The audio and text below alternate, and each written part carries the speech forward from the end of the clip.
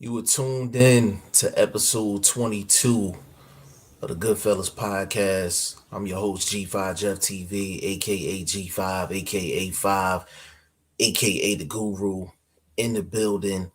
As you can see, I'm solo right now. VP Shane will be in here soon.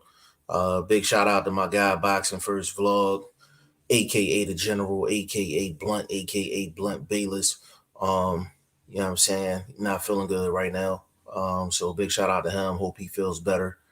You know what I'm saying? But y'all tuned in to episode 22, man. Sit back, get some popcorn, get your drink, and we gonna talk this boxing. This is what we do. You know what I'm saying? We talking this weekend's fights. Jaime Munguia, Gabe Rosado. We're talking um, David Benavidez and Kyron Davis. Um, we got Kid Galahad, Kiko Martinez. Um, even the young ladies is fighting for belts. Harper versus Baumgartner. So it's a packed weekend, full of fights, full of action, and I'm really looking forward to it. Give me just a second. So basically, um, I need for you guys to subscribe to the channel. That's the first thing. If you're watching this on Twitter or if you're watching this on Facebook, go to YouTube, go over to G5 Jeff TV on YouTube, go subscribe to the channel. Um, Also, go to the website, g5jeftv.com. Join the Boxing Prediction Fantasy League. It is absolutely free to sign up. Absolutely free to sign up.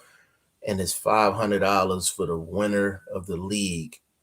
I repeat, $500 for the winner of the league. So definitely go to g5jeftv.com and go register for the Boxing Prediction Fantasy League and go make your picks for this weekend's fights.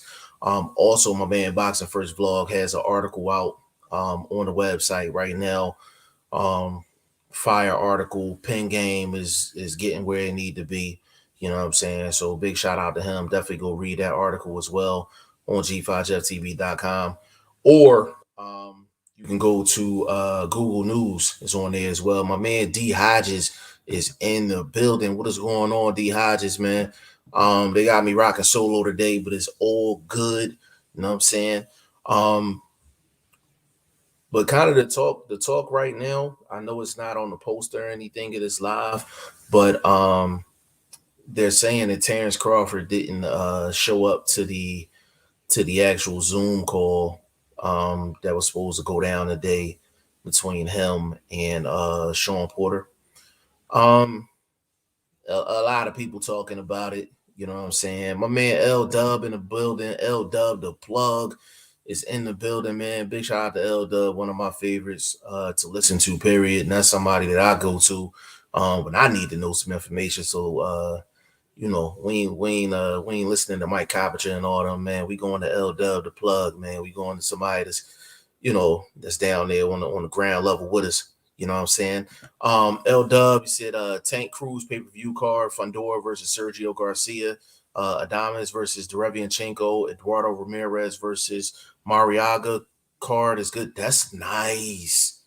That's a nice undercard, bro. That's a nice undercard.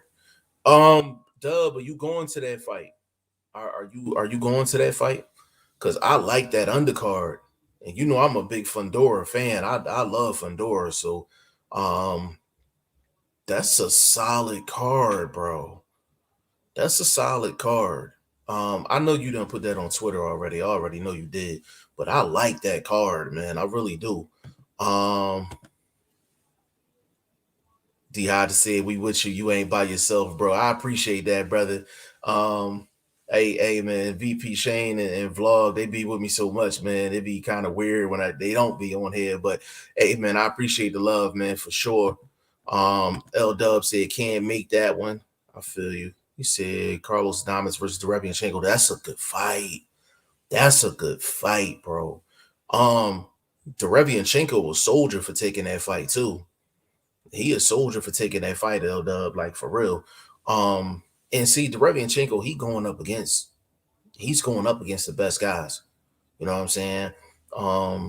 And that's what got me pissed off so much as far as like Triple G is concerned, man. Like you got guys like Derevianchenko, they stepping up to the plate, they fighting any and everybody. You know what I'm saying? The Triple G, he's fighting Murata. Don't get me wrong, that's a good fight, but that fight's been rumored for like a year, and we need to see Triple G. He's getting up there in age. We need to see him against the Charlos. We need to see him, against the Jaime Munguias and guys like that. We need to see him in all next level fights. You know what I'm saying? A level fights from here on out. You know what I'm saying? D Hodges, is the brother fighting David Benavidez any good? Don't know him. All right. So D Hodges, I'm glad you asked that. Kyron Davis, I am very familiar with Kyron Davis because he fought in Philly. He fought Antonio Todd. That's my guy from out of Atlanta. Big shout out to Antonio Todd. He fought him in Philly at 160. And he beat Antonio Todd. Then Kyron Davis had a controversial draw with Anthony Durrell at 168. And a lot of people felt like Kyron being at 168, that was too heavy of a weight for him. Even though he's a muscular looking guy, but he's not a big 160. You know what I'm saying? So to answer your question, he's a guy that's 160 that's fighting at 168. Kyron is solid. He's he's trained by my man Steve Breadman. Big shout out to Breadman from out of Philly. One of the best trainers out there. Trainer J Rock. J Rock should have never left him to begin with. But Kyron is solid, man. He's solid. To be honest with you, I like this fight more than the Uzcategui fight, to be perfectly honest with you. But David Benavidez, he's a definite favorite for sure. Burt Wood is in the building. What is going on? He said, hello, this is one badass boxer, Seniesa Estrada. We will definitely check. For sure. Yeah, D Hodges, yeah, Kyron Davis. Kyron Davis is a solid fighter. L Dub said Burt Wood, she will be back on December 18th. Yeah, she's nice with it.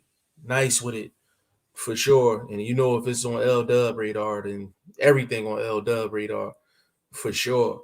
But everybody's talking about Terrence Crawford, not showing up to this, press conference, Zoom call, or whatever the case may be. I didn't even know about the Zoom call until a couple people in the group chat I was in was talking about it. So I didn't even know, you know what I'm saying? Him not showing up, he really don't talk that much anyway. You know what I'm saying? We got Kiki in the building. What's going on, Kiki? I know you working right now. You know what I'm saying? Big shout out to you. Big shout out to Ashley's Corner. Big shout out to the Liquor Spot. You know what I'm saying? Tay Brown and all that. You know what I'm saying? Big shout out to the queens of boxing. They some of my favorites to listen to. You know what I'm saying? Big shout out to Kiki. Yeah, like, to be honest with you with Bud, like, when it comes down to promoting the fight, he just needs somebody. He need a hype man. You know what I'm saying? Like, he need a hype man. He need Bernie the Boxer to be talking for him at all times. You know what I mean? And I think that's the one thing that Terrence Crawford had missing for a lot of his career, is like a hype man. Like, a guy that's a great fighter but don't really talk like that needs a hype man. Like, Bernie the Boxer is one of the best hype men in the business. Kiki said chilling 100. Yeah. So Bud not making the Zoom call with Sean Porter. Let's just say I ain't losing no sleep over that. You know what I'm saying? Like, I don't know if anything happened. I hope he all right. But if it's a situation where he just missed the call, then he missed the call, man. The same people that's going to go to the fight or watch the fight, they going to go to it and watch it, whether he made that Zoom phone call or not. You know what I'm saying? Is it unprofessional? Yeah, it's unprofessional. But, Sean Porter pissed off about it. He can take it out on Bud in the ring. And that's what we want to see anyway. A great fight between them two. Like, I really don't care about the phone call. or the Zoom call or the, you know, press conference or whatever the case may be. I don't really care about all that. You know what I'm saying? So you know, but that's what people talking about. That's what people talking about right now. But we are here to talk about this weekend's fights. We're gonna talk about it tomorrow too, but I'm gonna talk about it right now. Right now. And listen, Jaime Munguia, Gabe Rosado, it's going down this Saturday, man. When I say this is a can't miss action fight, this is a can't miss action fight.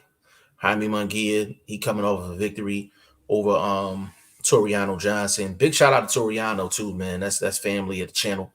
You know what I'm saying? Big shout out to Toriano Johnson. And Toriano fought well. Toriano fought well in that fight, but got a nasty cut on his lip and just couldn't continue. Um, you're not gonna see too many cuts nastier than that. But for anybody that don't know, we definitely did an interview with Toriano Johnson after that fight. A little while after that fight. We probably was one of the first ones to get him on camera after that injury.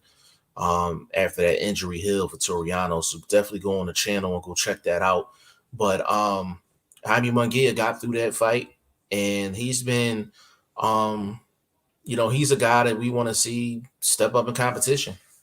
That's a guy that we want to see step up in competition. But this is a nice, solid fight, real good fight for Jaime Munguia because Gabe Rosado was coming off of one of the best victories of his career. You know, they threw him up against you know, a guy that they was trying to fast track. And I thought for them, I thought it was a calculated risk because Gabe Rosado was known to be in fights, but he don't mash on the gas to take to take a fight from somebody. Like he's always gonna be in it, but he never takes it. But in his last fight, he landed the perfect money shot. And he took that fight, you know, and this is the second straight fight where he was disciplined defensively. He was boxing. He wasn't putting himself in harm's way. He wasn't reckless during the fight. He did the same thing in the Danny Jacobs fight. Now, don't get me wrong. Like watching that fight with Gabe Rosado and Danny Jacobs, I'm not gonna lie. I felt like I had a couple melatonins, and I was mad sleepy watching that fight for sure. Like it wasn't too much action, you know what I'm saying? But I felt like Gabe Rosado fought well. I thought Gabe Rosado won that fight. And I think he showed the better boxing skills in that fight. So I do think that Gabe Rosado was on a nice little roll, nice momentum going on. He got a nice style for Jaime Munguia. But let me get in this comment section real quick. L Dub, shouting out Kiki, L Dub, D Hodges, don't got the zone, shaking my head, but I'm watching Showtime though. Hey brother, that's cool, man. And you know D Hodges, I'm pretty sure there's a link somewhere. Actually D Hodges, holler at my man L Dub. He probably can get a link for you. You know what I'm saying? As far as a Jaime Munguia fight. Jaime Munguia and Gabe Rosado. Definitely go holler at L Dub. Said I'm not paying for the zone. Sorry, y'all can't do it. I have just about everything else. Nah, I feel you. I feel you. I had the zone like for a long time. And it's like one of them subscriptions that come out of your bank account every month, but you forget. Like it's one of them things. But the zone is definitely on the downside. But this a solid fight for the zone. This is a solid fight for the zone. But they've gone a lot of the year with a lot of BS as far as like boxing and all that, man. Like so they really gotta they gotta step it up. They definitely gotta step it up. At the end of the day, I would definitely. Hey, L Dub, if you still in here, man, if you can get a link for Jaime Munguia and Gabe Rosado, man, we would definitely appreciate that. Because there's people in here that don't have the zone, and I'm pretty sure they're gonna want to watch that fight because I think that's gonna be an all action fight.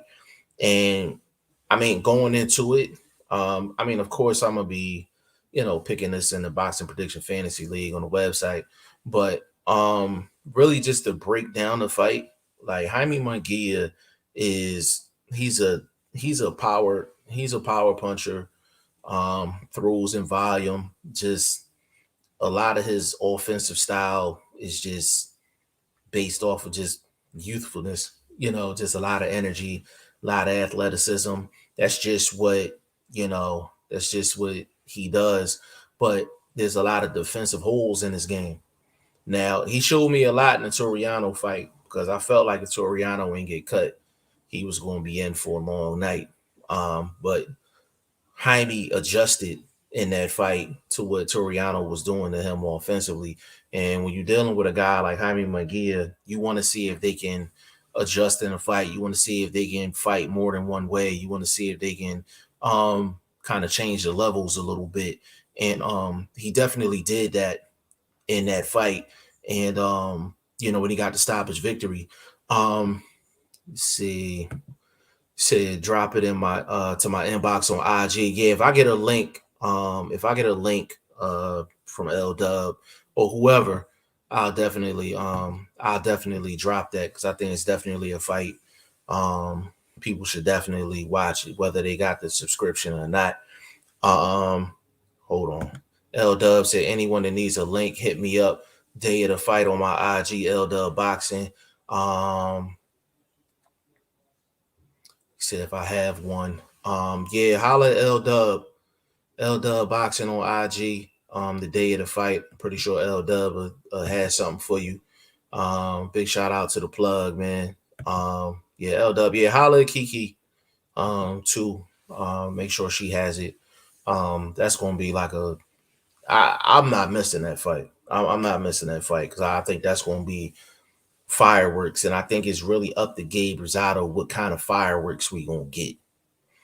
If Gabe Rosado stay disciplined and get his work off and get out the way and leave his pride at the door, he got a serious shot. He got a serious shot to beat Jaime Munguia. He got a serious shot. But if he go in there, old school Gabe Rosado, balls to the wall and trying to prove that he's the toughest guy on the block, he's losing. He's losing. Gabe has the ability to match Jaime Munguia in terms of boxing skills. He has a chance. You understand what I'm saying? He definitely has a chance, but it's really going to be up to Gabe to really show that discipline that he's shown in the past two fights. And he needs to switch up when to be aggressive and when to be a counterpuncher. And I think that's going to be key for Gabe Rosado in this fight. And I know a lot of people, they, watching the channel, they, if you've been with the channel for a while, you've seen me do official breakdown and prediction videos, and that's kind of how I built my name. But I do feel like just this is kind of like a breakdown of it live on the podcast. But I honestly think if Gabe is throwing that jab, and Gabe, he either got to be in or he got to be out. You can't be mid-range with a guy like Jaime Munguia because he's dynamic offensively. Like he really can let his hands go. He throws in volume, throws in combinations, and he can overwhelm you if you're not disciplined. You're not disciplined with your footwork. You're not disciplined with your spacing. You're not disciplined with your jab. So I honestly think that Rosado, he got to put on a boxing masterpiece and kind of pick his spots to get off offensively, 3-4 punch combinations and take a walk. Kind of similar to what Virgil Hunter had Amir Khan doing when he was working with Amir Khan. Get your 3-punch combination off, get your 3-4 punch combination off, circle the ring. Pump that jab while you circle in the ring, controlled in the distance. He's going to have to fight like that to win this fight against Jaime Munguia. He can't go gun for gun, shot for shot with Jaime Munguia. Jaime Munguia is too young, too strong, too energetic for all that. And Gabe Rosado was an OG in the game, and he has to pace himself, and he got to do things the right way. The way that Gabe Rosado needs to fight Jaime Munguia is kind of how his mentor and the guy that he looks up to, Bernard Hopkins, for Kelly Pavlik. You know what I'm saying? Like, control the distance, get off first, control the action. You know what I'm saying? But I think Rosado has a definite shot But the thing behind me, Munguia, he's so good offensively that he can go in and just do what he usually do, and he can win this fight. That's what makes this fight so dynamic. Like, Munguia is the clear favorite, but Rosado actually controls how this fight is going to go. Because you know what Munguia coming to do. You know what he's coming to do. He coming to throw shots. He coming to land. He coming to hurt something. But with Gabe can make this, if he can make this a chess match with a little mix of brawling here and there, it could be a real interesting fight to see who actually wins. D Hodges shouting out Kiki D Hodges. Kiki said agreed. My man Conrad is in the building, man. Big shout out to Conrad Boxing. Day one right there. L Boxing, if Gabe can slow the pace down and make Munguia hesitate, he can win easy. Yeah, L 100% right, man. 100% right, man. Like, that's the thing with Gabe. Gabe got to control the pace and he got to control the distance. He can't be messing around mid range with Munguia. If he's gonna be out, he need to be all the way out, pumping the jab, controlling the distance, moving. If he's gonna go in, he needs to not be mid range, get all the way in, get in Munguia's chest, give him angles on the inside, kind of like Toriano did, and really get on his hip, get in his hip pocket, and really start throwing them hooks to the body, start throwing hooks on an angle. You can't be on a straight line with Jaime Munguia because he gonna tear you apart. He gonna tear you apart. So it's gonna be really it's gonna be real interesting to see because I don't know how it's gonna go. I don't know if it's gonna be a chess match or it's gonna be a brawl, but either way, it's gonna be a good fight. It's gonna be a real good fight. My man Padman McGriff is in the building. What's going on? Say, how are you, brother? Hope you're well today. Always enjoy the show. I'm your biggest fan. Hey, Padman, man, I appreciate you, brother, man. We still trying to work on we still trying to work on things to try to get out there for the Devin Haney fight. For the people that don't know, go follow Coach Padman on Instagram. Coach Padman. Padman McGriff is one of the best strength and conditioning guys, one of the best pad work guys in the game. He's actually going to be working with Devin Haney for the Jojo Diaz fight. So big shout out to Padman McGriff. Go give him a follow on Instagram. That's my guy right there. That's family for sure. Kiki said, L boxing request is sent. So Kiki said Padman boxing. Yeah, Padman, that's the guy right there, man. Like, for sure. But we're gonna see who wins in that in that Jaime Munguia versus Gabe Rosado fight. That's a real good bounce back fight for the zone because the zone has really been having like a down year, you know what I'm saying, compared to everybody else. Once that Canelo thing happened where he kind of skated off, man, it kind of really screwed up their momentum. But that's why, when you have a situation where your whole roster is really baked on one person, that one person walk, you up shit's creek. You know what I'm saying? So that's just what happened with the zone. But kind of moving forward, we got my man Chris G, favorite fighter in the world, man. David Benavidez is gonna be fighting Kyron Davis this Saturday. And David Benavidez was supposed to be fighting Jose Uzcategui, but we all know that he tested for being on the finest juices. The finest juices. He had that hot shit in his system, and he got bounced from the fight, and they replaced him with Kyron Davis. My man L Dub was I speculated Kyron Davis, but L Dub was the first one to actually put Kyron Davis name out there in terms of social media that I seen, man. So big shout out to L Dub. That's why I call him the plug. L Dub the plug, man. Big shout out to him. He basically said Kyron looked like a good fit for the fight. I had some people say they felt like Kyron wouldn't take it, but I felt like he did, and he definitely did. Kyron is a solid fighter. But he's a solid 160 though. I know he had a draw with Anthony Durrell, and Anthony Durrell got a real nice victory on the undercard this past weekend on the Canelo card. But it was one of them fights where you could tell Anthony Durrell wasn't like motivated. It's no excuse, but you could tell he wasn't like really juiced up for that fight. And Anthony Durrell is an older guy, and you got to be careful how you match him up. But Kyron did well in that fight. I actually, I might have had Kyron winning that fight if I'm not mistaken. But I felt like Breadman did a great job with him. I felt like Kyron did a good job counterpunching in that fight with Anthony Durrell. He chose the spots to move, chose the spots to take it to him. You know what I'm saying? So it was a really solid fight for Kyron Davis. And he got his hands full. He got his hands full. God damn, he got his hands full, man. David Benavidez is one of the most dynamic offensive fighters in the world. To have that height, that reach, that hand speed for that size, and the fact that, and the thing that I love about David Benavidez is that he closes the distance with ease. He closes the distance with ease, and he closes the distance in multiple ways. So David Benavidez, he'll throw a feint jab just to get himself a half inch closer. He'll throw a full jab and be moving forward while he's throwing the full jab just to get himself from long range or mid range. Then he might throw a little short jab to get himself from mid range to close range. And then once he gets in range, he's just the shots is flowing. The shots is flowing.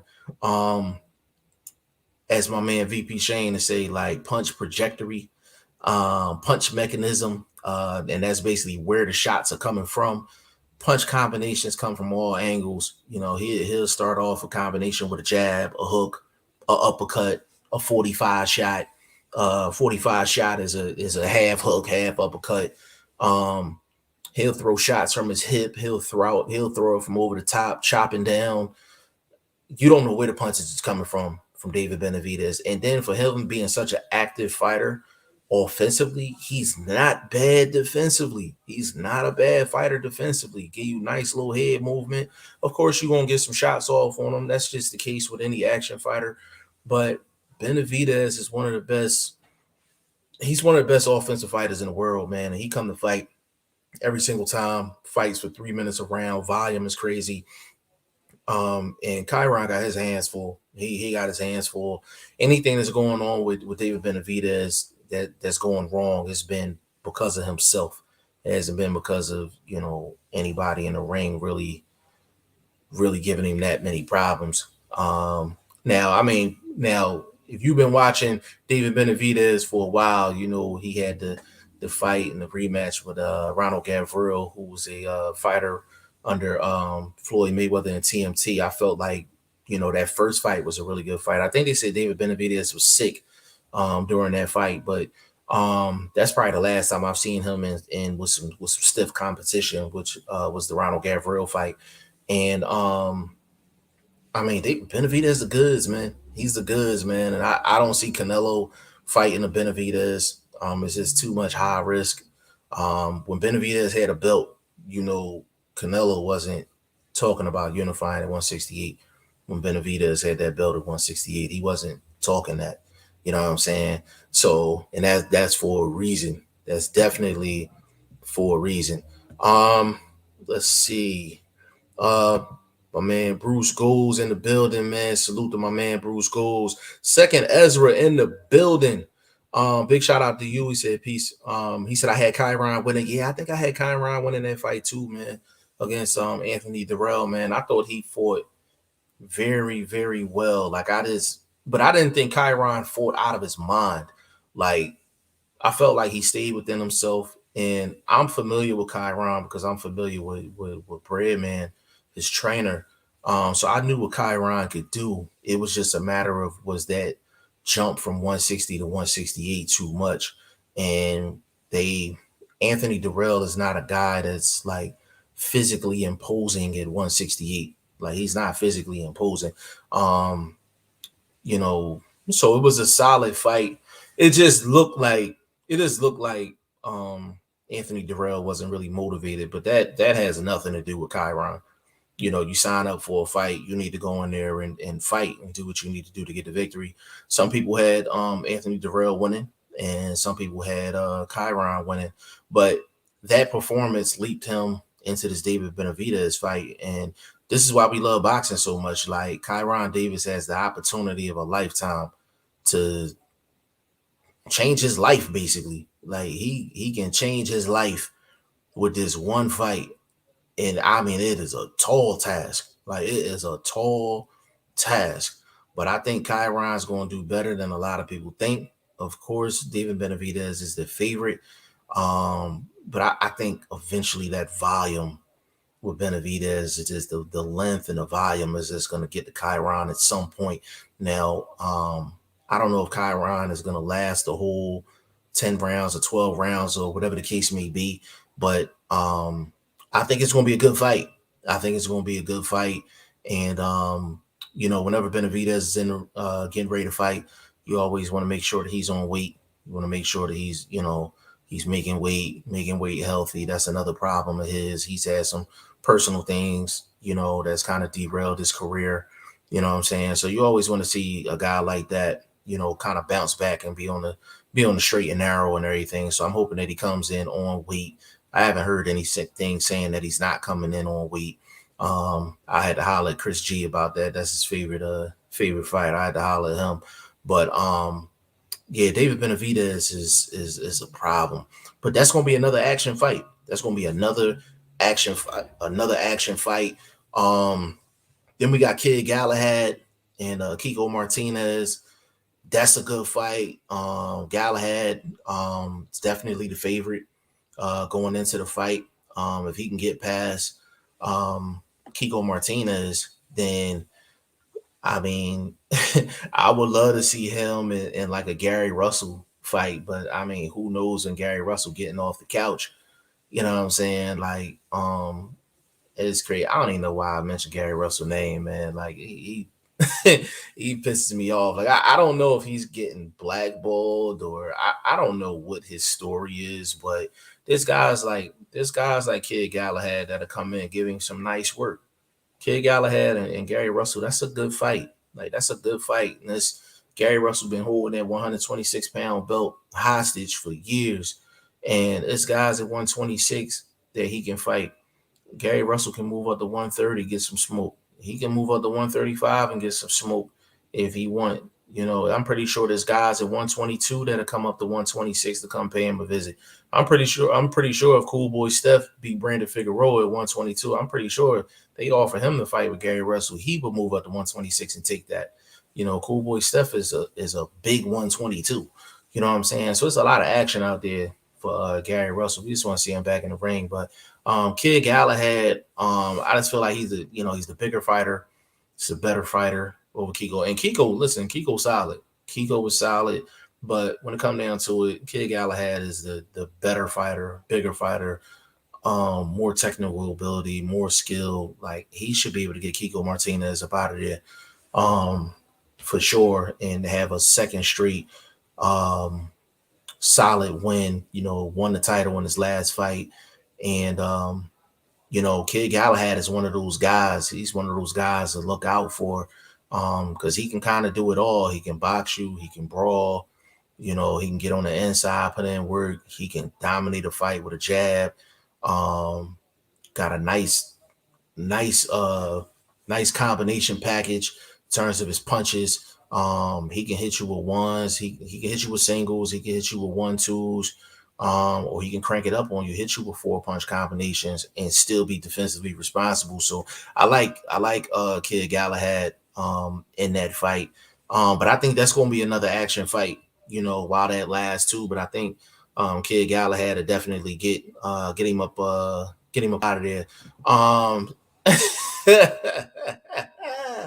He said Gary Leap Year Russell. That is hilarious, yo.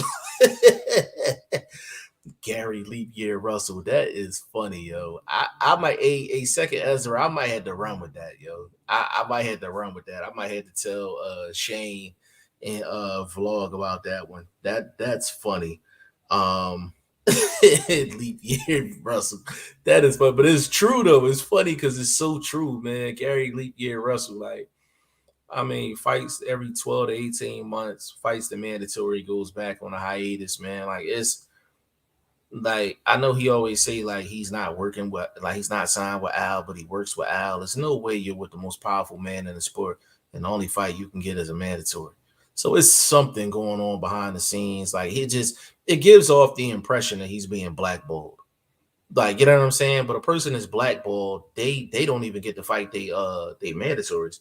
You know what I'm saying? Like, they only get to fight their mandatories. Burt Woods said Estrada KOs Miranda Atkins in 7 seconds. Oh my God, one bad woman. Yeah, she crazy with it. Crazy with it. Burt Wood agreed. Agreed. Second Ezra said, I'm done with Gary Russell. Yeah, hey, Second Ezra, here's my thing. Like, Gary Russell, I wouldn't care what he's doing if he didn't have a belt. He has the WBC 126-pound belt, and he's been holding that thing hostage for years.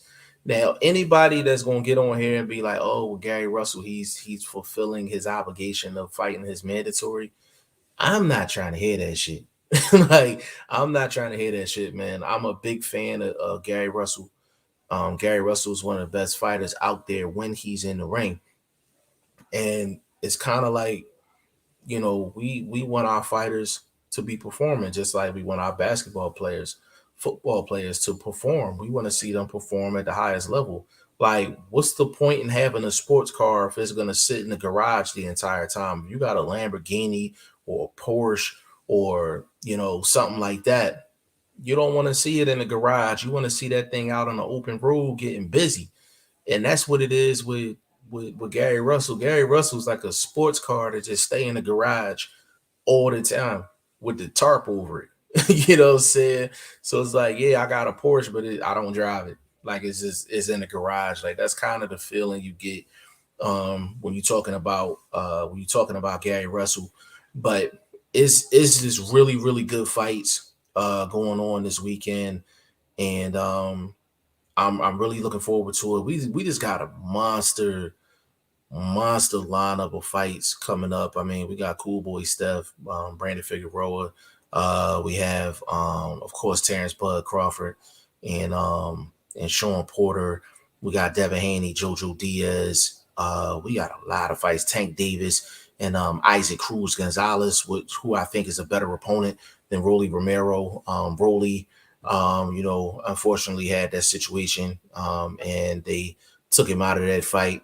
But Rolly talked his way into that fight, and I felt like Tank was going to put the Beats by Dre on him, for sure.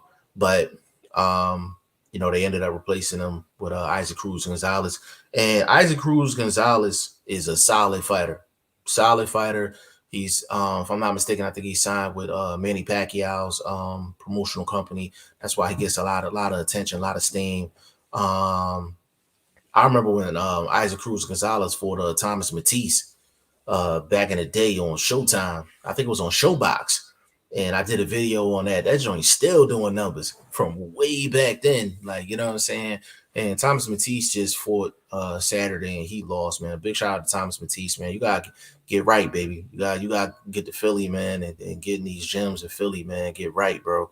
Got too much talent. You know what I'm saying? Second Ezra said, this is a underrated weekend of boxing. Absolutely. Absolutely. This is an underrated weekend of boxing. And Second Ezra, there's different levels of boxing cards. Like, not every boxing card is going to be pound for pound fighters involved, or pound for pound guys fighting pound for pound guys. With great fighters fighting great fighters. Some fights and some fight cards you have to take it for what it is. It is two solid guys that are going to be in an action fight. And sometimes you just want to see action.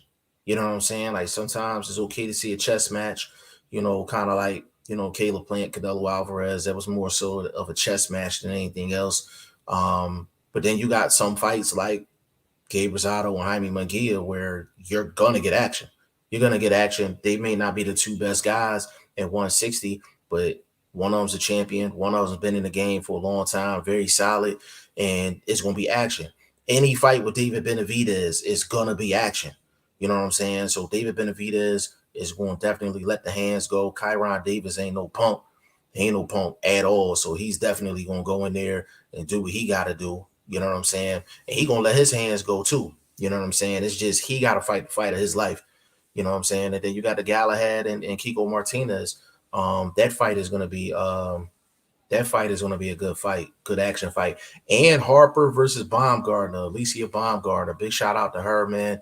I met her at the J Rock and Rosario fight. I've been following her for a long time, not only because she can box, but that's a badass female, man. Like she tough, if y'all know what I mean. Like tough. I'm talking like Kiki, Ashley's corner liquor spot after they talking about boxing type. Nice. She's nice with it. You know what I'm saying? One of the nicest looking female boxers out there, man. If y'all not following Alicia Baumgardner, definitely go follow her on Instagram. That's a must follow.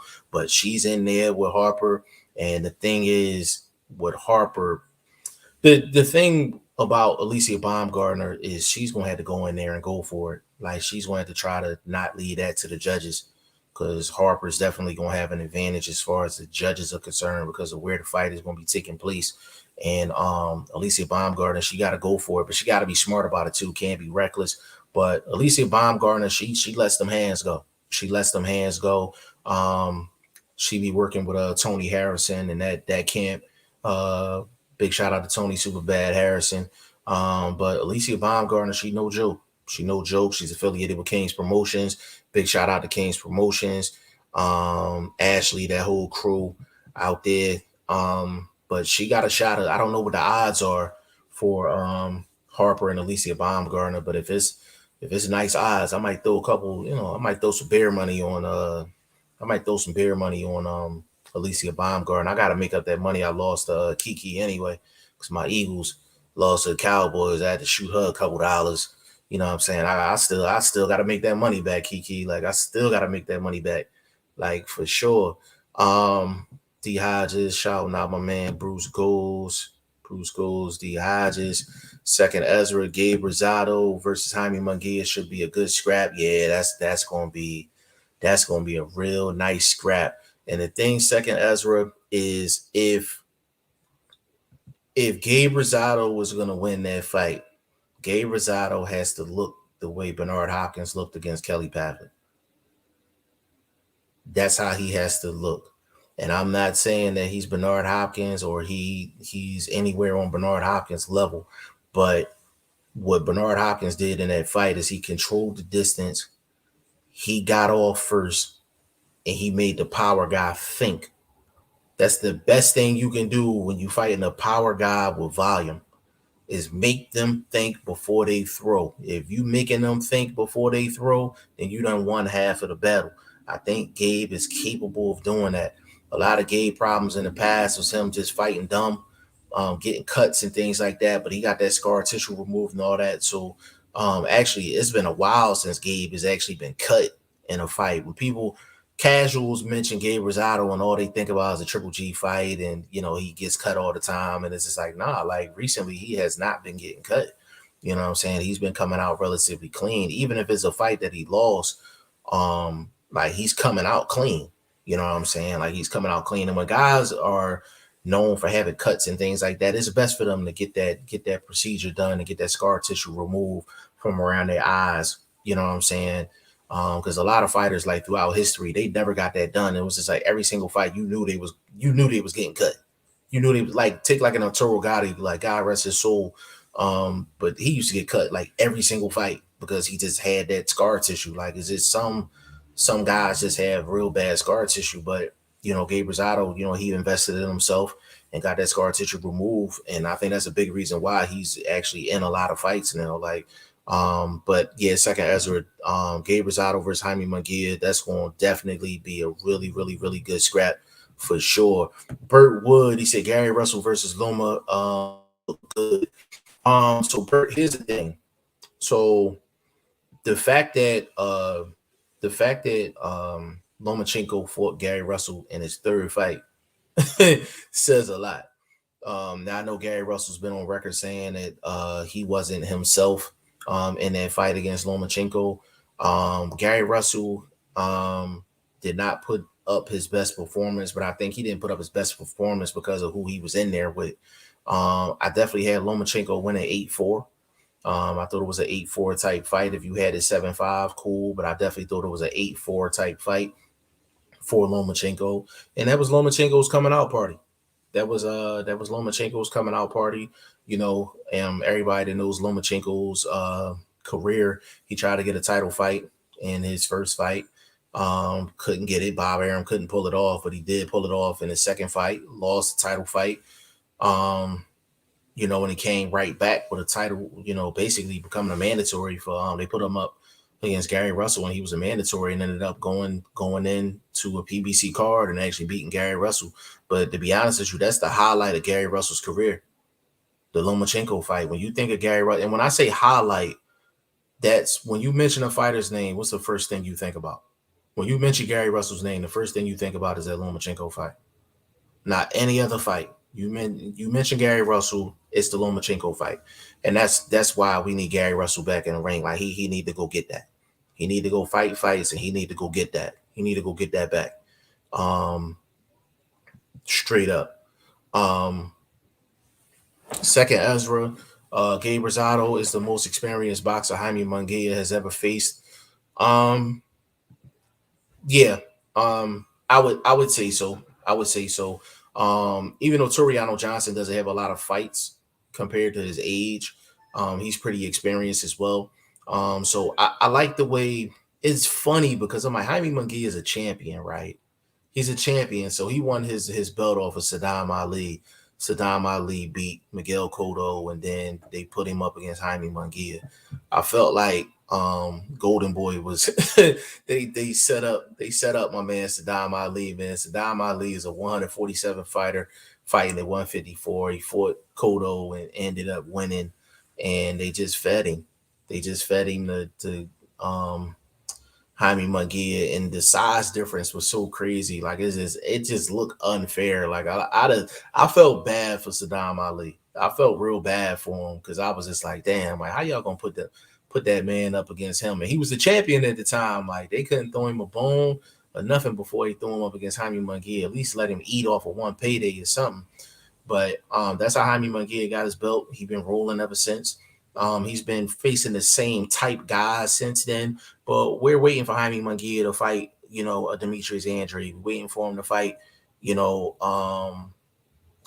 fight a Charlo. We're waiting for him to fight, a Derevianchenko, guys like that. Like we're waiting for those fights from him because it's not only we want to see him up against better competition. I feel like he's ready for the better competition, and I think he's 37, 38 fights in. I mean, shit, like what we waiting for? He get past Gabe Rosado, he needs to go up against these upper echelon guys and really test himself. Second Ezra said, I got Cool Boy beating Leap Year Russell. Yeah, I think Cool Boy goes up to yeah, I think he goes up and he beats Gary Russell right now.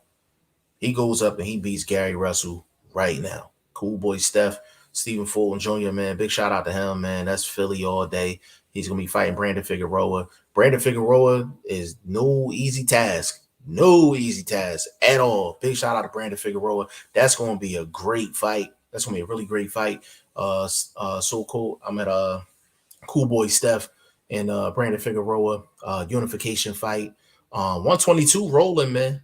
122 rolling, man. 122 is one of my favorite divisions in the world, point blank period.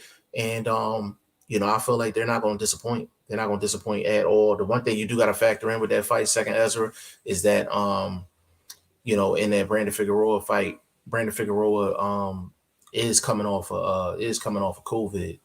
So and Cool Boy Steph had COVID too. Like, so that's going to be kind of interesting because Cool Boy Steph had it, I think, before the Leo fight, and then he looked real strong in the Leo fight.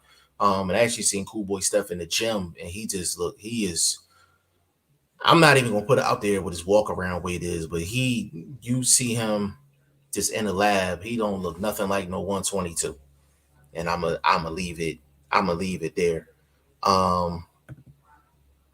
Let me see. We got Chris G in the building, man. Chris G, what's going on? He said, I think Jaime Munguia got a good shot against Andre.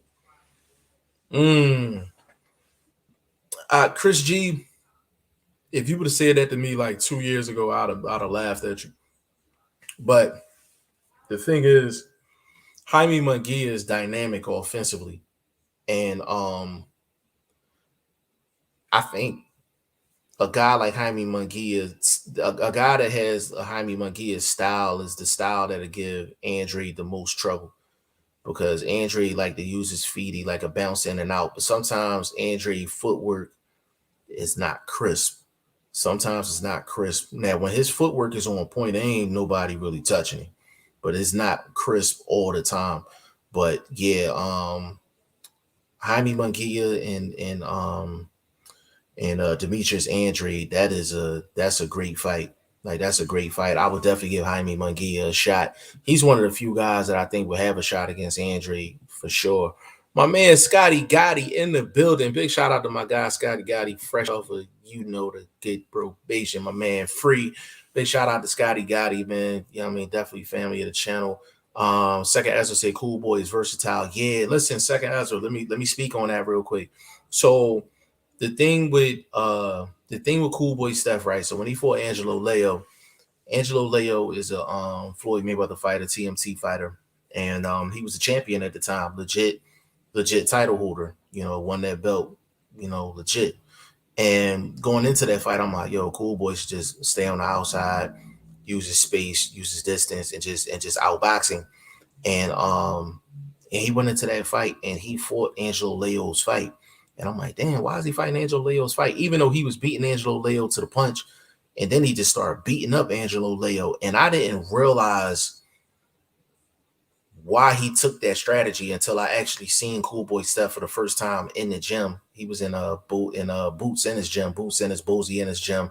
Big shout out to Boots in his Boozy in his Rob Acosta, strength and conditioning coach for Boots in his Greg Hackett, excellent trainer from out of that gym, man. That whole camp is that gym is probably one of the hottest gyms in the country right now, because of what they got going on in there, man. Like, big shout out to all them guys. But I seen Cool Boy Steph, for the first time, like, just face to face, and I'm like, yo, this dude don't look nothing like no 122. Like, don't look nothing like no 122. And that's why he went in there against Angelo Leo, because and fought the way he fought, because he knew he was the bigger guy. He knew he was the stronger guy on fight night, and he was going to let Angelo Leo know, like, you're not even going to beat me at your own game, let alone my game. And it was a great strategy, but you won't understand it until you actually see Cool Boy Steph live and in person and see how big he actually is for 122. People say that like Shakur Stevenson is big for his weight, might he be weight bullying, but Cool Boy Steph is huge for 122. Huge for 122. But Secker Ezra, great point, man. Cool Boy is versatile, very versatile, one of those versatile fighters in the sport. D Hodges said, I hope Rolly is innocent. D Hodges, from what I've been told, he used to deal with the young lady. They used to be a item, or they used to deal with each other. You know what I'm saying? If that's the case, then it's a dicey situation, D Hodges. I really all we can do is really sit back and wait for the facts to come out. And if the facts say that he's innocent, then I hope he gets cleared of all charges, and he's able to resume his career without any interruption or anyone criticizing him if he's 100% innocent. If he did do the crime, then he got to do the time. You know what I'm saying? But in situations like that, is one person's word against another. And I've always been a firm believer that, situations like that, in terms of punishment, is a two-way street. If the guy did it, then he needs to be punished to the max extent of the law. But if it's a situation where the female is flat out lying on somebody, I think that female they need jail time too. because it'd be a lot of lying going on, and a lot of, people's lives be getting ruined because people just be flat out lying, and we don't know who's lying in the situation. But all we can do is sit back and find out what the facts are. So, and that's with all due respect to the young lady that's involved, and that's all due respect to Rolly, but we just hate to hear stories like that. You know what I'm saying? So I just hope all parties involved end up okay, at the end of the day. And whoever deserves to get punished, they get punished. Chris G, I think he's got a 35 to 40% chance of winning against Andrade. I would say, yeah, I would say like that's a 60-40 fight. That's a 60-40 fight for Andrade. I would say 40. I would say 40 for sure. If Andre is on that bullshit, I would definitely say 40% or 55-45 for Andre. But Andre is definitely the favorite going into that fight. He's definitely the favorite going into that fight. But I like them. I would say 35 to 45% chance against Andre for Jaime Munguia. Now, depending on how he looks against Gabe Rosado, I might up it, lower it. Depends. Chris G, I'm late on the live. Y'all talk about David and Davis. Of course we did, but I'm gonna bring it back up because I know that's your favorite fighter of all time. And Chris G will be in the building for that fight. That fight's been postponed, opponent changed, all that, man. I just want to make sure that fight happens, Chris G, so you can actually get there and watch that fight. But yeah, just to break that fight down for my man Chris G, David Benavidez, one of the most dynamic guys in the sport, offensively. He's going to come and let them hands go. Throws from a lot of different angles. Uppercut game is nice. Hooks is nice. He uses that jab to really get to his spots. Throws from just all different angles. Kyron he got a lot to deal with. And the one thing about David Benavidez that I like is that he don't let his guy rest. He don't let his guy relax for a long period of time. And Kyron, he had a lot of gaps to relax against Anthony Durrell. He's not going to have that opportunity against David Benavidez. He wanted to get in there and actually work against a guy that, Kyron is fighting out of his weight class. Like, he's really 160. Like, he's really a 160-pound fighter that's fighting at 168. And David Benavidez is really a 175-pounder fighting at 168. And I think that's what's going to be the difference in the fight. I think eventually David Benavidez is just going to overwhelm him with size, volume, and activity. There is a chance that Kyron could last the whole fight. There is a chance. But I could see a David Benavidez stoppage late. I could see it late, just like David Benavidez last fight. A lot of guys, they'll take David Benavidez shots and they just won't go anywhere, and that's what happened in his last fight. And I think Kyron I don't think he won't really go anywhere either. So if David Benavidez does get the stoppage, I think it's going to be later on in the fight. I don't see it happening within the first 4 rounds or anything like that. I think it's going to go deep. And that's just a credit to Kyron Davis. I think Kyron Davis is a real solid fighter, and I think Stephen Bradman gonna have him ready. Gonna have him ready to rock and roll. Second Ezra, I was perplexed at the way Cool Boy fought that fight. Yeah, a second Ezra, bro. I was in the gym and I was with YSM Sports Media. Big shout out to YSM. And we were in the gym, and me and him was like, yo, like, I was like, yo, Cool Boy stuff don't look nothing like no 122. He don't look nothing like no 122. Like, and this was not that long ago neither. You know what I mean? This wasn't that long ago neither. Like, this might have been maybe 2 months ago, something like that.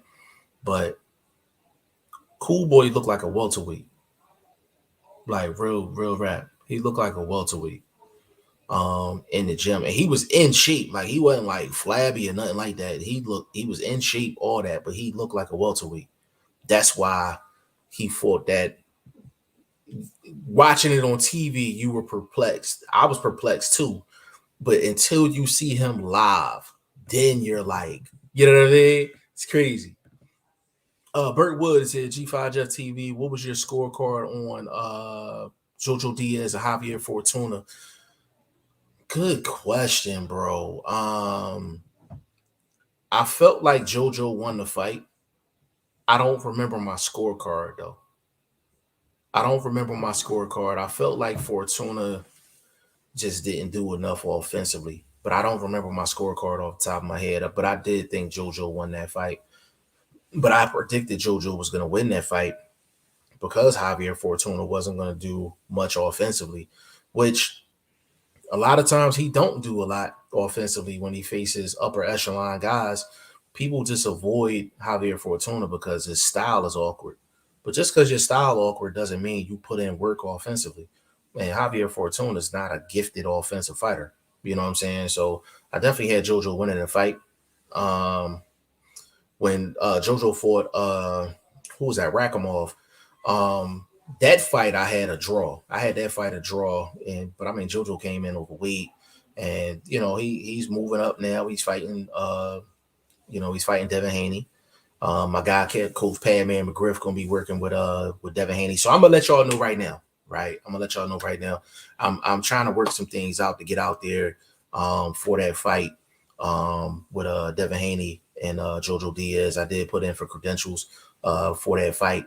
I could probably get in through the back door, but I'm gonna try to get in there, you know what I mean, legally, and get a credential so I can actually go in there and actually put in some real good work. But I'm actually trying to link up with my man, Coach Padman McGriff, and get out there a couple days before the fight and actually link up with Devin Haney and Bill Haney and that whole crew, and actually get some in-gym footage and kind of just be around those guys, man, and bring y'all some real great content. You know what I'm saying? So hopefully I'm able to pull that off, bring a different element to the channel. I know y'all used to seeing us on the podcast, every day, Monday through Thursdays, and doing different lives and things like that. But we're gonna start covering fights and start bringing different content to the table. So that's where we're gonna try to kick it off at. And then my man, BoxingFirst Vlog, aka Blunt Bayless, he out there in Arizona. You know what I'm saying? So that'll be a great opportunity for me to link up with him and then go out there to Vegas, boom, boom, boom, boom, boom. And it'll be a whole situation. So we're gonna try to make that happen. Chris G said, good stuff. Thanks, bro. Yeah, I like Benavidez. I like Benavidez in a fight. I think Benavidez is probably he's one of the only maybe 2 or 3 guys that got a legit shot at beating Canelo.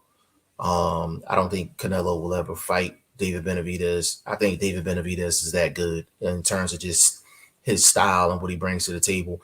I can tell you this: David Benavidez is not gonna have no conversation with Canelo Alvarez in the middle of the fight, trying to get his approval on whether he's a good fighter or not. That clip still makes me sick.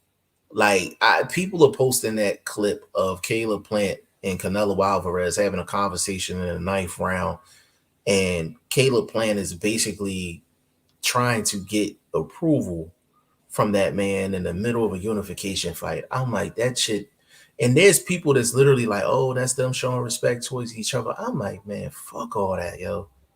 Fuck all that. Like, you in there, unification for all the marbles. I'm like, do you honestly think David Benavidez is going to be trying to get Canelo's approval in the 9th round of a fight? Hell no.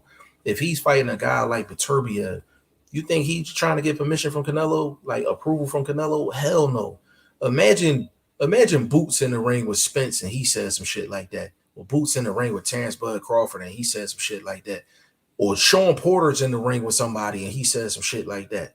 Hell no, you're not gonna hear that. Yo, they trying to kill something. They get this boxing, like you trying to kill something. You ain't in there trying to get somebody. You get their approval after the fight. So he had a whole conversation with Canelo Alvarez, in the 9th round trying to get approval. And that same man you trying to get approval from knocked your ass out 5 minutes later. 5 minutes later. I'm like, yo, all those pleasantries and all that talk, I know guys talk in the ring, but I'm not trying to get my opponent's approval when we getting ready to hit the championship rounds. Hell no. Like, if y'all think that's just like mutual respect, no, that was one man trying to get another man's approval on how good, he was, which gave us a gateway into Caleb Plant's mindset in that fight. it just didn't seem like he went in there thinking he was going to win the fight. He was happy that he was being competitive in that fight. He said, "Oh, I'm pretty good for 20-0, huh?" You don't say no shit like that, man, in the middle of a fight. Like, I'm like, come on, bro. And I like Caleb Plant. But it went into what I thought going into that fight. And I'm just like, yo, Caleb Plant is not gonna go in there and let them hands go. He's not gonna go in there and let them hands go. And he didn't. He didn't. A lot of pity pat shots, little pot shots. He put no mustard on none of them. Second Ezra said I had a 6-4 for Canelo going into the 11th, but after that clip, 9-1 Canelo. Shaking my head. That conversation is an automatic 3-round deduction, man. I agree 100%, man. That shit annoyed me, man. Like I got people on Instagram telling me I'm a fool for thinking the way I'm thinking. I'm like, nah, I'm from Philly. This killer be killed inside that ring, man. Like, we not. Imagine Bernard Hopkins saying that to somebody, or Antonio Tarver saying that to somebody, or James Toney saying that to somebody. Like, are you serious? Are you serious? Hell no. Hell no. If you ain't had no problem with Caleb Plant having that type of conversation with Canelo Alvarez, and I got to question you as a boxing fan. I got to question you as a pure boxing fan. There's no way Caleb Plant's supposed to be having a conversation like that with Canelo. Hell no. Hell no. Like, man, cut your face and all that, the press conference. Like, come on now. Come on. But second Ezra, that might have been the best comment of the live of the podcast. After that conversation, an automatic 3-round deduction, man. Automatic 3-round deduction, man, for sure. He said you don't play boxing. Caleb was no, I got you, bro. Yeah, you don't play boxing, man. Like, you don't play boxing. And it's just like, I'm not saying don't have respect for fighters or the fighter you in the ring with, or you have a newfound respect for the fighter after the fight. Not during the fight, though. Not during the fight. Like, oh yeah, this is a good fight right here. Am I good? You're good. I like your skills. You're good. Am I good? Yeah. You good. I'm good for 20-0, ain't I? That just goes to show you. I'm just like, yo, that mindset it wasn't no killer mindset, man. He wasn't going in there to really win that fight, man. He was happy to be competitive. You need somebody like David Benavidez in there that's gonna go in there trying to kill something. You need to go in there. He needs like a Charlo, like Jamal Charlo going there. You know he gonna try to kill something. He got a mean streak. Demetrius Andre, he's not gonna say that shit to Canelo. He gonna bring it to him.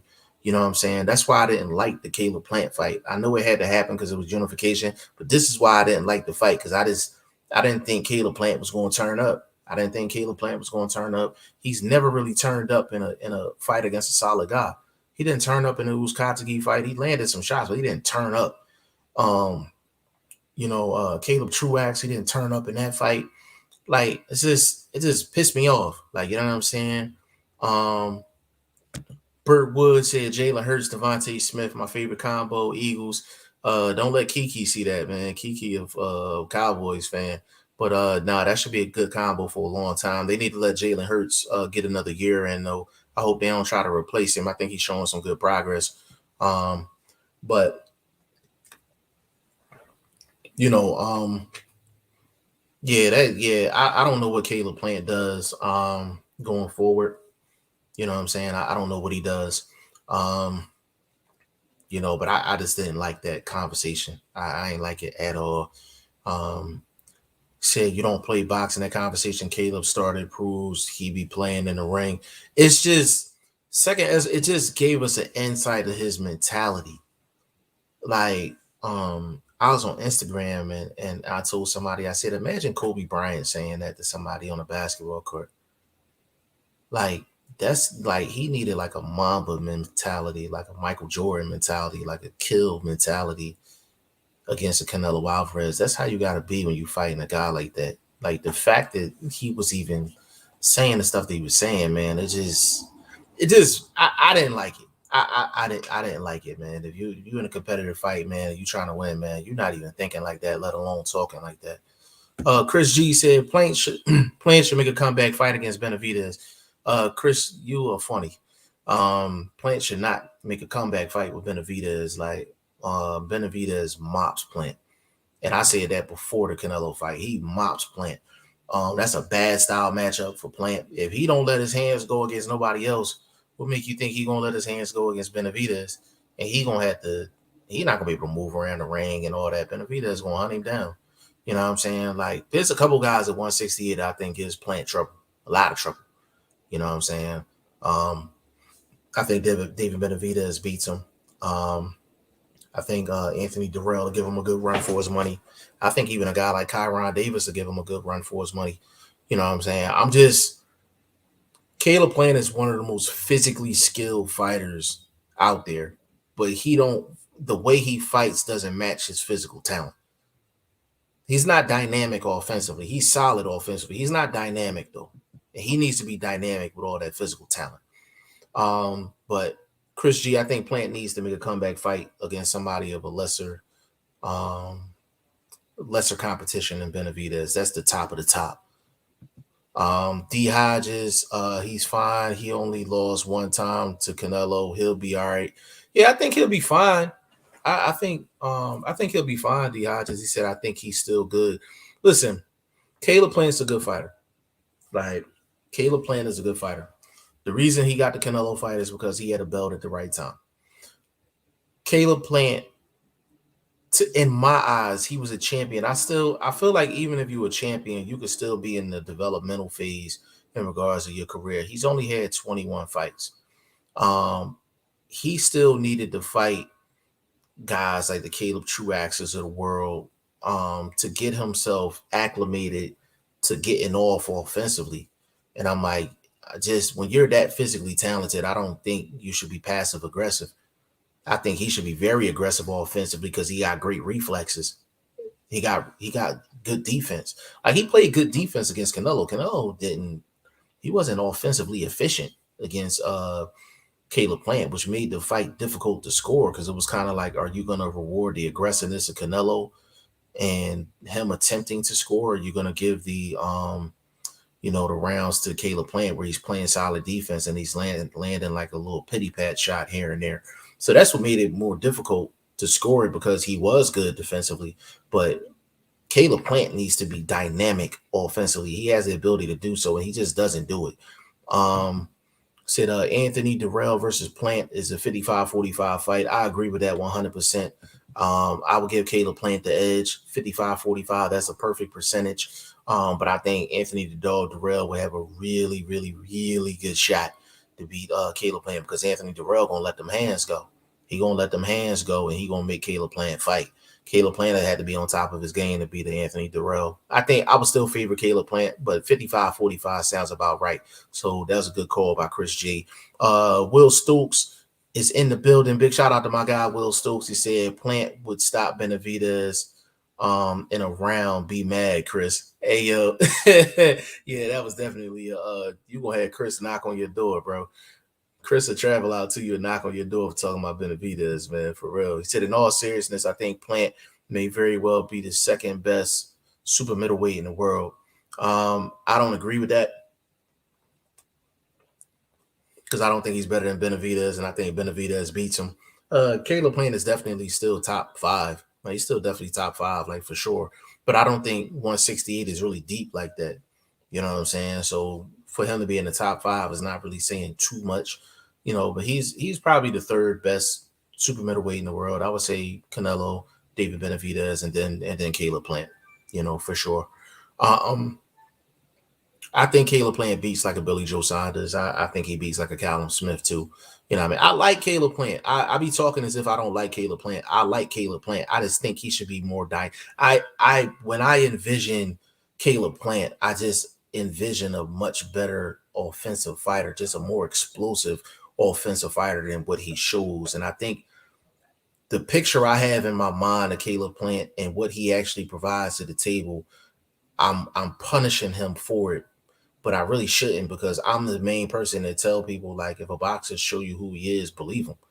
He's just an efficient offensive fighter. He's not dynamic. And that's just what I have to, understand when it comes down to Caleb Plant. Second Ezra, Caleb has to enter the gauntlet now. The Mike Lees of the world are a thing of the past. Yeah, I agree 100%. Fighting guys like Mike Lee and Caleb Truax and things like that. If he's not going to improve offensively, fighting guys like that or turning up, offensively against guys like that, then there's no reason in him fighting them. There's no reason in them fighting them. So I agree with that comment 100%. Burt Wood said NFL exchanging jerseys with other teams after getting beat. When did that start? Burt Wood, I would say that started maybe a couple years ago. That started. The thing is with football, it's a little different because there's so many players. So I have less of a problem with it in the NFL than I do like boxing, especially like in a combat sport. And I'm talking that was during the fight. That's the problem I had. Show all the respect you want after the fight, but during the fight, yeah, crazy. Chris G said, "Excuse me, Will. Teofimo Lopez beat Loma in a rematch inside 2 rounds."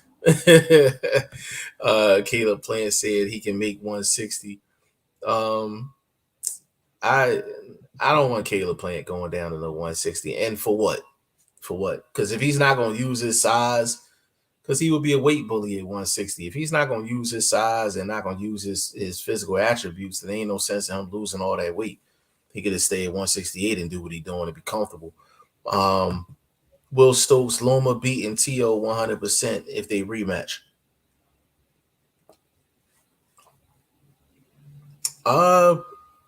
Will, I'm going to say this. I don't know who's going to win the rematch against Teofimo and Loma. I think we all agree that Teofimo won that fight largely because Lomachenko took the first 7 rounds off. I think we can all agree with that. If Loma was typical Loma, we don't know what Teofimo would have did. We don't know what Loma would have did. It's just you can't spot a guy 6-7 rounds and then expect to come back and win the fight. And that's what happened. So I don't know who's going to win the rematch, but the rematch definitely happened. The rematch definitely happened. Like Bob Arum didn't sign back Teofimo Lopez for him not to take the Lomachenko rematch. So all that posturing and all that Teofimo doing, he's definitely going to fight Lomachenko again. Like no doubt about it. Second Ezra, should Caleb change trainers? No, I don't think he should change trainers at all. Like that's just who he is. That's just who he is as a fighter. It's not, he need to change trainers because he lost to Canelo. He lost to the best fighter in the world, at 168. You can argue that, Usyk has got a better resume or he might be number 1 pound for pound. Depending on how you look at things, you might have Bud number 1 pound for pound or whatever. But, you lost one of the best fighters in the world. So that's not a reason to change trainers. Offensively, it's either you're dynamic or you're not. You know what I'm saying? And I don't think Caleb Plant is ever going to be a dynamic offensive fighter like I think he should be. Because I feel like he got the physical tools to do it. He got the hand speed. He got the reflexes. He got all of that. I think he can really be dynamic. And I think the only fight he really looked dynamic in, like offensively, was against Fegan Butts. But just off the name alone, like Fegan Butts. Like you beat a guy offensively by the name of Fegan Butts, then you supposed to look dynamic against somebody like a Fegan Butts. Anybody got Butts in their last name, and they ass. You know what I mean? Like they ass at the end of the day. So that's the last time I seen him actually offensively dynamic against somebody. You know what I'm saying? Will Stokes said, "Man, I really hope Rosado can beat Munguia. I don't think he actually will, but I really hope so. Rosado is like the real life Rocky. Plus, he was in Rocky too." The thing that's crazy, Will, is Gabe Rosado is the epitome of a guy that's hard work, dedication, don't duck anybody, and is really in there because he like a real fighter. He's a real fighter, man. So he personifies Philly. He personifies Philly. Um, and that's how it is with a lot of guys in Philly. We may not be the best in the world, but we talk and act like we the best in the world. We'll jump in the ring with anybody. We don't care who it is. No excuses, no nothing. Like that's Gabe. That's Gabe, and that's Philly. That's Philly at the end of the day, man. So that's a fact, 100%. But he got a legit shot against Jaime Munguia if he fights smart. If he fights smart. Chris G said, Mike Lee was number 101 on Box Rank in the light heavyweight division at the time of the fight with Caleb Plant. That was his first fight at 168 for Mike Lee. I understood why they went with Mike Lee because of his following. Like he had a football following. But yeah, I mean that fight, it was what it was. Like it was a total mismatch. It was a fight to make Caleb Plant look a lot better than what he was. Like it was a building block for Caleb Plant. Building block. For sure. Now I didn't know he was ranked 101 on BoxRec though. I didn't know that. I didn't know they ranks went all the way to 10. Oh no, they do rank fighters up to a certain number based on the country they in. Will Stokes, you think so? I really hope so. I thought it was looking like that. Definitely isn't happening. T.O. is talking about fighting Haney, then going after Taylor. Will Stokes, the thing about Teofimo is after he pulled that bullshit with Bob Arum, not even bullshit, but just he went outside of the top rank umbrella to try to get a bag, with Cambosis. It came and backfired on it because he basically wasted a year of his career. He wasted a year of his career, dealing with that situation. So it's up to Bob. If Bob wants him to fight Devin Haney, and then then he goes and fights Taylor, if that's what Bob Arum wants, then cool. But I do know this though, Bob Arum's not going to allow that fight to happen unless Haney fights unless he has options on Haney. And I don't know if Haney and Bill Haney wants Top Rank to have options. So I'm not sure if that fight happens, but they talking like they want it though. Will Stokes, he said vegan butts. Yeah, man. Anybody that ain't vegan butts, man. I'm not really high on anybody that got butts in their name. You know what I'm saying? Burt Woods said, how will Haney beat JoJo? Your scorecard. Burt Wood, I'm glad you asked that because I'm actually gonna have Padman McGriff on the show. I'm gonna try to get him on probably next week, probably. And I'm gonna let him break down how Haney can beat JoJo Diaz. But Haney is another guy that he's very good offensively, but I would like to see him really turn up on guys, and I think he kind of just stays within his element, which is perfectly fine. But I would love to see Devin Haney turn up on guys offensively because I feel like he has the ability to do so. He fought a beautiful fight against Linares. He got caught with the one shot, but he survived the shot. He continued to fight, fought smart. But I'll put it to you like this, Burt Wood.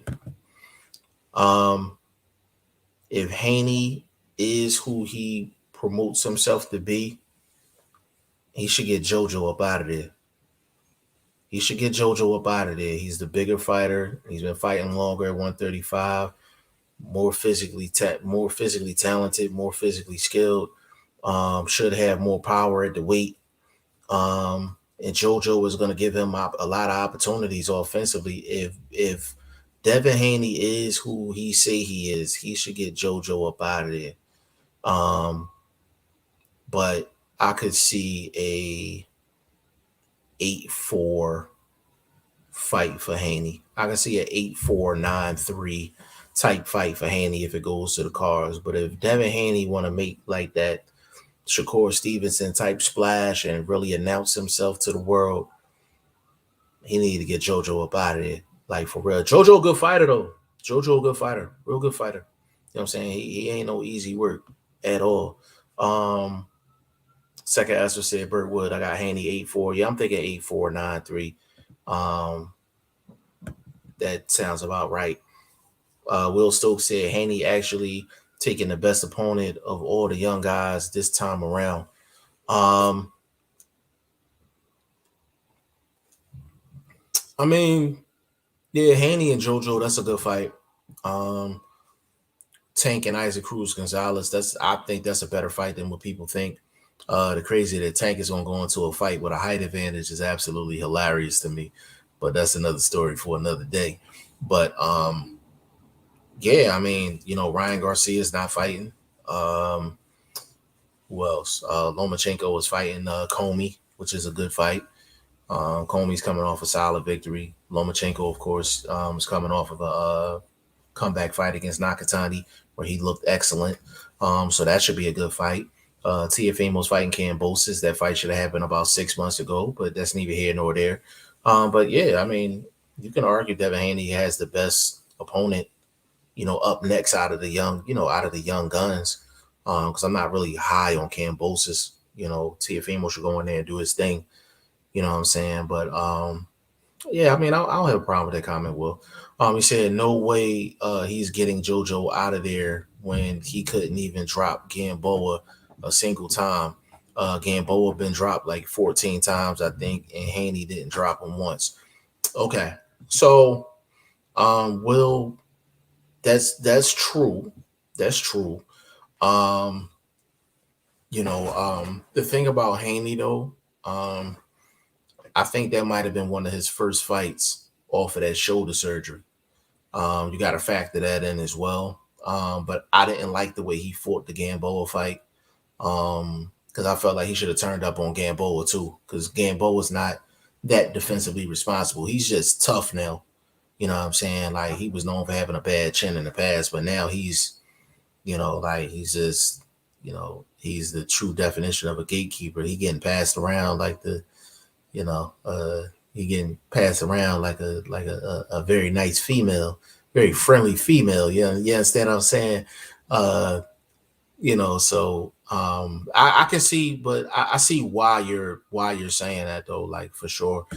He said out of the young guys though, not counting Loma. Okay, not counting Loma. Yeah. Well, fair enough for sure.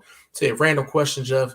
How long do you think it'll be until we see an undisputed champion at 147? Like, more than 10 years? I don't think we're going to see it. I don't think we're going to see it. Not at 147, because I don't think Spence is ever going to fight Crawford.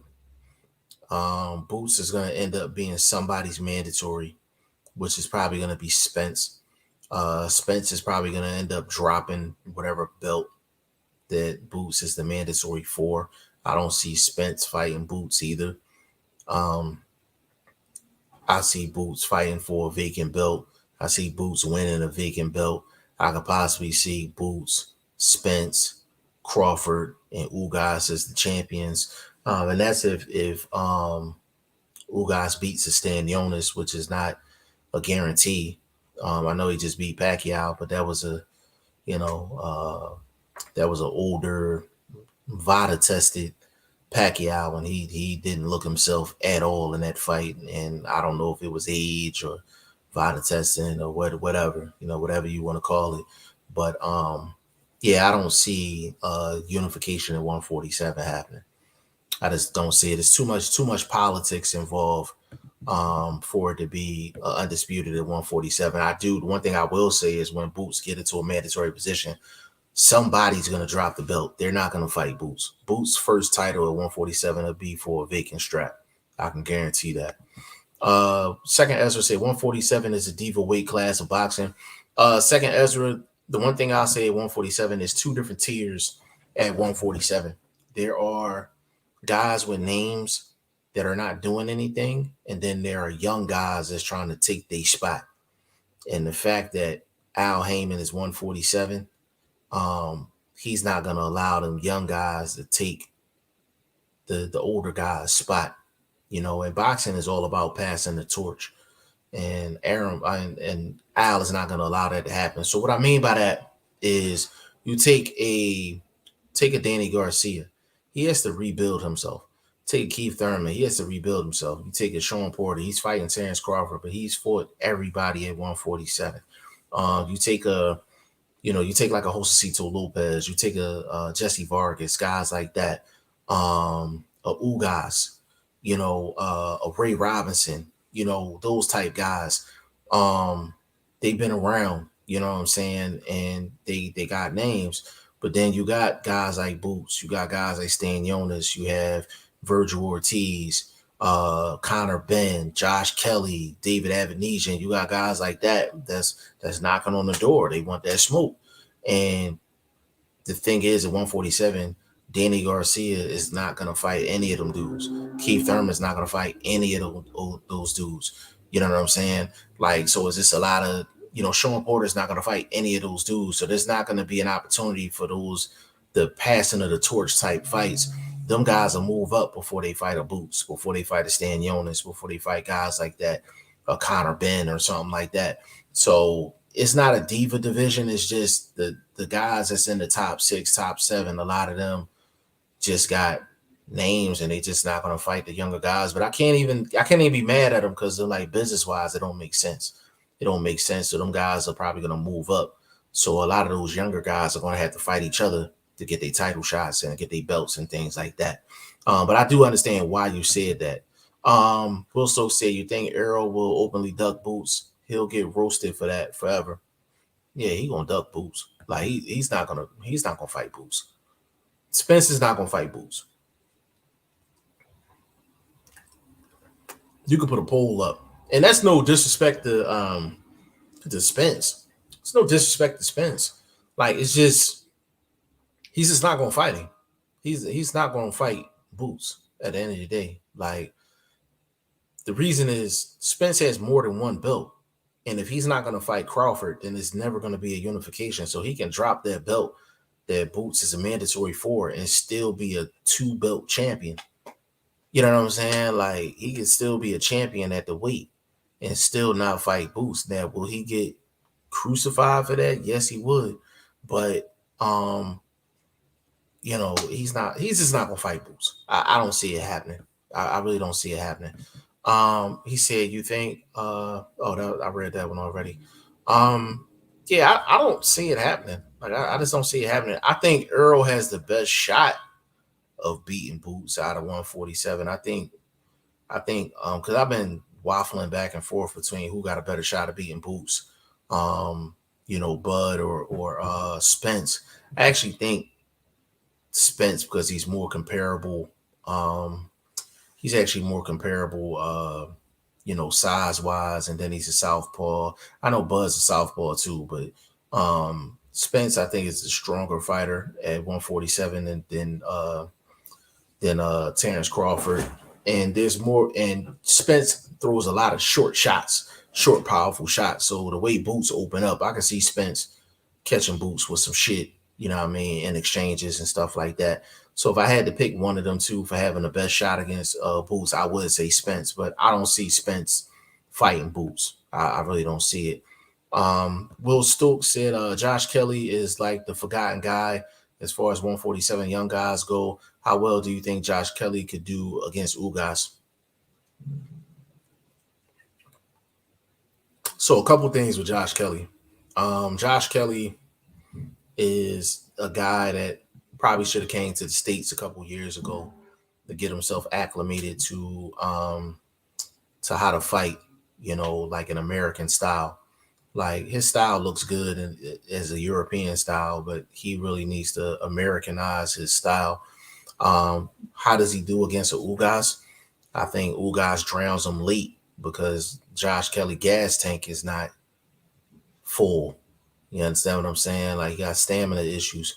I thought he was fighting okay against Avenesian, and then I think the cut happened, and Avenesian started taking over at that point, and got Josh Kelly up out of there. But that was bad matchmaking. When they sent him to the States to fight Ray Robinson, like pretty much a couple of weeks after he already fought. I thought that was a bad idea because he was on the same card as Anthony Joshua and Andy Ruiz won. I thought that was a bad idea. Then the Avanesian fight, I thought that was a bad idea as well. So, you got to be careful, with how you match guys up. Josh Kelly's one of the most physically talented fighters at 147. It's just his style is not Americanized. And what I mean is that he got a lot of activity with his offense. He just does a lot of unnecessary moving, a lot of things that take a lot of energy, which is why his gas tank be low, like halfway through fights. I think Josh Kelly need to come over to the States, man, and come to the US for like a year and really get himself right, get with maybe like a Virgil Hunter or something like that, really get himself right. I think physically he got all the tools though. He got all the tools. Like kind of reminds me of like an Amir Khan with a better chin. You know what I mean? Like so, but yes, he is forgotten because he took a loss, but that's what happens a lot of times in boxing. You take a loss, you end up being forgotten. Burt Wood, scorecard, Crawford versus Porter.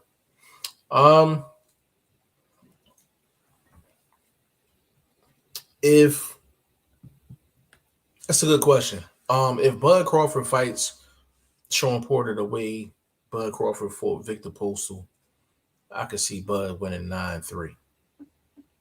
I could see him winning 9-3 because it's really about what is Sean Porter going to do offensively to win rounds against Bud. That's my question. I would say 9-3 if Bud is on his game. 9-3, 10-2 if he fights on the way he fought Postal. If he don't fight on the way he fought Postal, I could see 7-5, 8-4 for Crawford. But I definitely see Crawford. Like Crawford should have a field day as far as his hooks and things like that. The way Porter comes in, that side to side stuff. Like you got to cross the middle to get to the other side. So a lot of them hooks, some little check hooks that Bud be throwing, they should be open all night for him. I just question how much Sean is going to do offensively.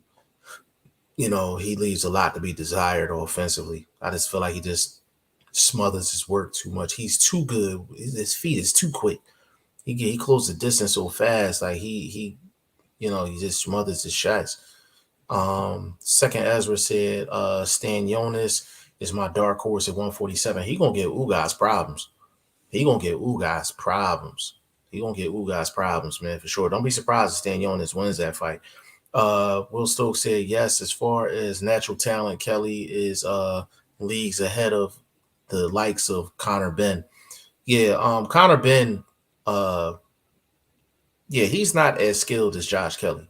He's not as skilled as Josh Kelly, but if you put Ben up against Josh Kelly, Conor Benn would be the favorite going into the fight. He would be the favorite going into the fight.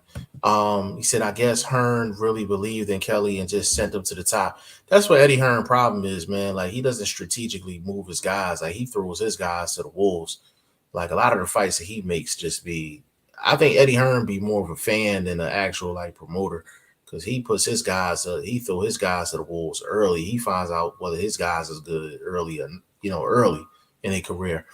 Will said, if Porter wins, how does he do it, in your opinion? It's a good question. I think what Porter has to do to win a fight against Bud, first thing, he needs a little help from Bud. He needs a little bit of assistance from Bud. He needs Bud to fight stupid. He needs Bud to fight the way he did against like Gamboa, going there trying to throw bombs, not using his jab, not using his movement. Sean Porter getting in there, making it a rough, ugly fight, and making it similar to what he did against Spence in the first half of that fight, but actually fighting smart in the back half of the fight. I think that's what he needs to do to win this fight. But I think a lot of it has to do with Bud giving him assistance. Like, he needs Bud help to win this fight, because if Bud's on his game, there's no way he wins this fight. So, Porter can win the fight if he does what he usually does. If he fights the way he did against Spence in the first 7-8 rounds of that fight, and he can sustain that, he has a shot. He has a shot. get on the inside and just work.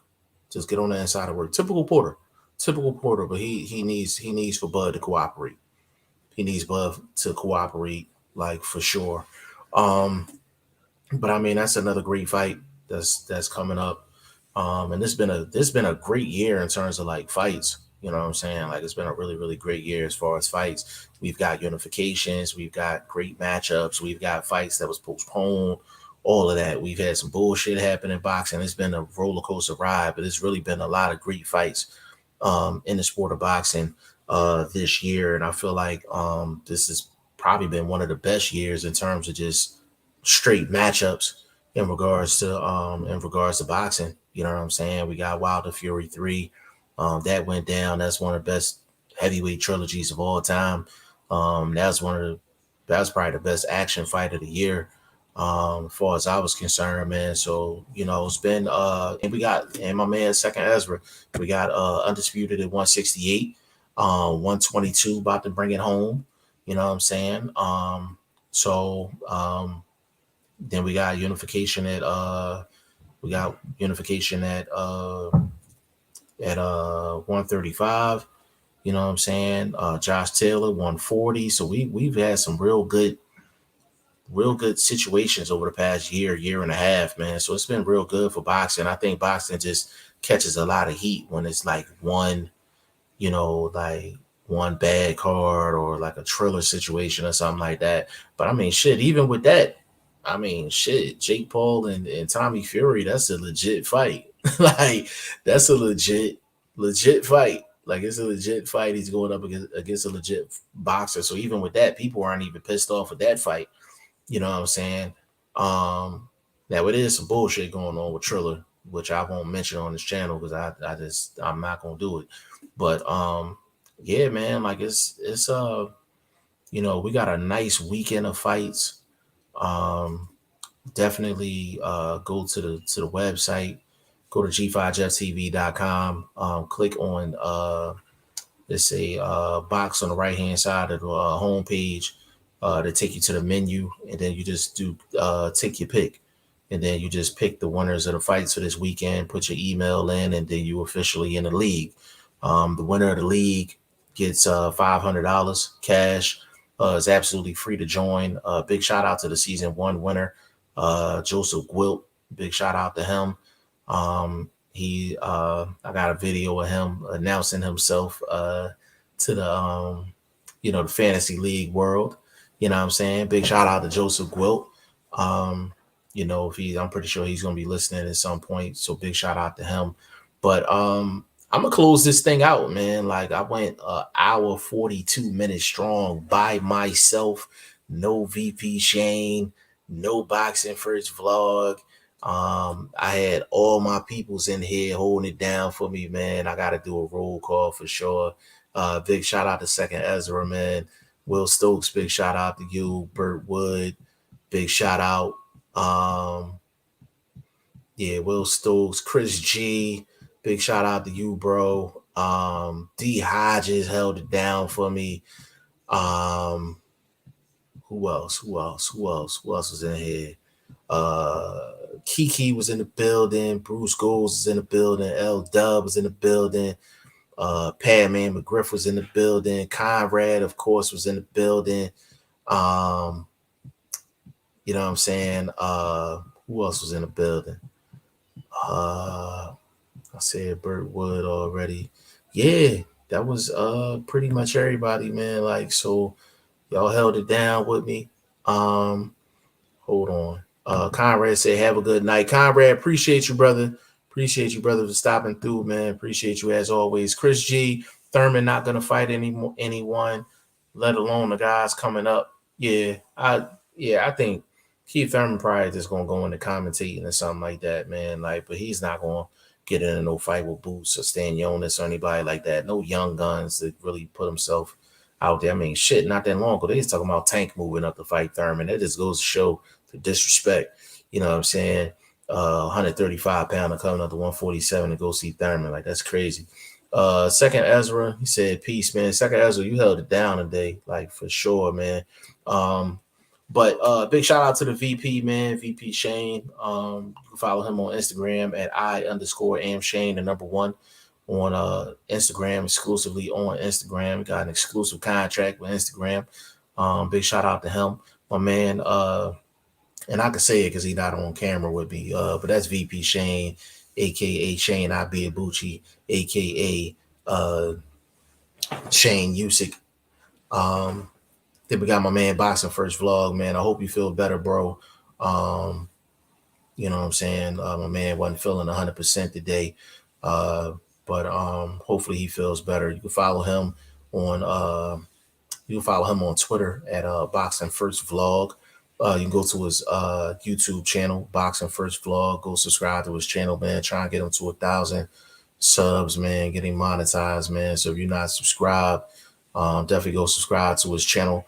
If you know somebody that's not subscribed to his channel, definitely send them over to subscribe to his channel. I think he had like 700 something right now, man. I'm real proud of him. You know what I'm saying? Because I motivated him to start his own channel when he was on mine. You know what I mean? And that's like my brother, you know, for real. You know, so for whatever I want for myself, I would want for him, and one for VP Shane, man, for sure. So definitely go follow Vlog, and you can catch me all over the place. G5 Jeff TV, Facebook, Instagram, Twitter. Second Esther said, get well Vlog, man. Appreciate that. Burt Wood said Donaire versus Caballo. Great fight coming up. Yeah, Donaire holding it down, man. Donaire has been really holding it down, Burt Wood. I'm looking forward. I'm looking forward to that fight, man. Yeah, Donaire, I mean, he's just kind of just revitalized his career. You know, you figure after the Rigondeaux situation and all that, you figure he just, like never get back to it. But he's, I love Donaire. I feel like he's a Hall of Fame fighter, and he's a great fighter, man. But that's gonna be a great matchup for sure, man. Definitely go to the website g5jeftv.com. Join the Prediction Fantasy League, man. I can't say it enough. It is absolutely free to join. The winner of season 2 will get $500 cash money, and it's free to join. So definitely make your picks for this weekend's fights. Go read my man Boxing First Vlog's article that he just pinned up. That's on the website as well. And it's also on Google News. So G5 Jeff TV is on Google News. You could go to Google News, type in G5 Jeff TV, and you'll see every article that we've written for the channel. But Boxing First Vlog, pen game is definitely getting up there. So I'm real proud of him, with that. So it's just real good to see the progression, with not only this channel, but, VP Shane and Boxing First Vlog. And we're just going to continue to build, going forward. We're going to continue to build, we're going to start covering fights. We're going to start getting exclusive footage that nobody else has.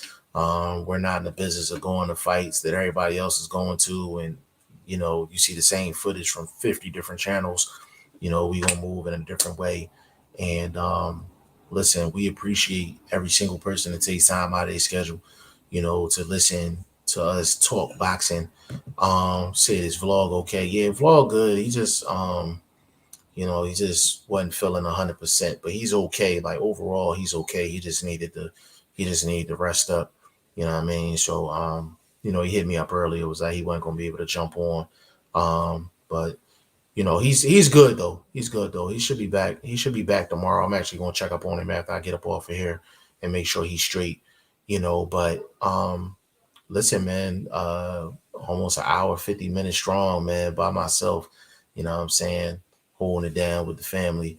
You know what I mean? So on behalf of VP Shane, aka Shane Abiabuchi, aka Shane Usyk, and my man Boxing First Vlog, aka the General, aka Blunt Bayless, and your boy G5 Jeff TV, aka G5, aka 5, aka the Guru, on behalf of the staff. And this was episode number 22 of the Goodfellas podcast. Your man G5 Jeff TV went solo today, but on behalf of the staff, my man Will Stokes said, don't forget Bivol in there. Yeah. Bivol in there as well, definitely. But I need for Bivol to take a big fight coming up, man. So on behalf of the staff, man, episode 22 of the Goodfellas podcast, man, we out.